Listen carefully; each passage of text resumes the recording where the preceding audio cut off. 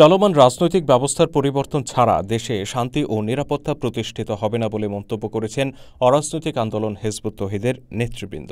টাঙ্গাইলে সাহিত্যিক, সাংবাদিক, বুদ্ধিজীবী ও বিশিষ্টজনদের নিয়ে আয়োজিত এক গোলটেবিল বৈঠকে এই মন্তব্য করেন তারা। আজ বুধবার সকালে টাঙ্গাইল শহরের হোটেল পিয়াসিতে রাষ্ট্র সংস্কারের প্রস্তাবনা তৌহিদ ভিত্তিক আধুনিক রাষ্ট্র ব্যবস্থা শীর্ষক এই বৈঠকের আয়োজন করা হয়। অনুষ্ঠানে মুখ্য আলোচক হিসেবে মূল বক্তব্য উপস্থাপন করেন হিজবুত তৌহিদের সাহিত্য সম্পাদক রিয়াদুল হাসান।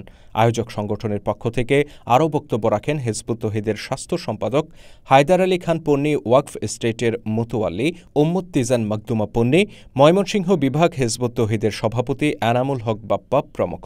এ সময় বক্তারা বলেন, ঔপনিবেশিক যুগের উত্তরাধিকার হিসেবে পাওয়া আমাদের চলমান রাজনীতি, অর্থনীতি ও বিচার ব্যবস্থা বর্তমানে তাদের কার্যকারিতা হারিয়ে ফেলেছে, যে কারণে রাষ্ট্র বারবার তার লক্ষ্য অর্জনে ব্যর্থ হচ্ছে। এই ব্যর্থতার দরুন অন্যায়, অশান্তি, দুর্নীতি, অরাজকতা ও মব সন্ত্রাসের মতো ভয়ানক ব্যাধি রাষ্ট্র ও সমাজকে গিলে খাচ্ছে। বক্তারা বলেন, এই অশান্তি থেকে মুক্তি পেতে হলে বিদ্যমান ব্যবস্থার পরিবর্তে আল্লাহর দেয়া ব্যবস্থা গ্রহণ করতে হবে। রাজনৈতিক, প্রশাসনিক, অর্থনৈতিক, বিচারিক অঙ্গনসহ প্রতিটি অঙ্গনকে আল্লাহর দেয়া বিধানের আলোকে ঢেলে সাজাতে হবে।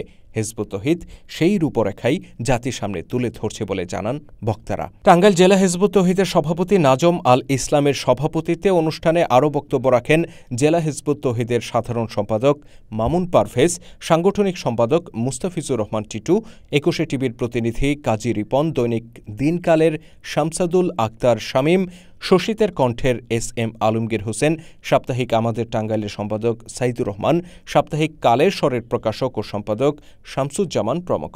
আরও উপস্থিত ছিলেন দৈনিক প্রথম আলোর নিজস্ব প্রতিবেদক কামনা শেখর, দৈনিক আমাদের সময়ের শামীম আল মামুন, নাগরিক টিভির নোয়ান, ২১ টিভির কাজী রিপন, দীপ্ত টিভির সামির খান, জায়জায় দিনের জোবায়েদ মল্লিক, মুক্ত খবরের জহুরুল ইসলাম, এশিয়ান টিভির শফিকুজ্জামান খান সহ স্থানীয় গণমাধ্যম কর্মীরা।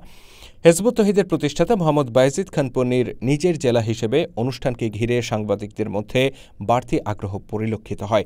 সাংবাদিকদের অংশগ্রহণে প্রাণবন্ত প্রশ্নোত্তর পর্ব ছিল বৈঠকের আকর্ষণীয় পর্ব।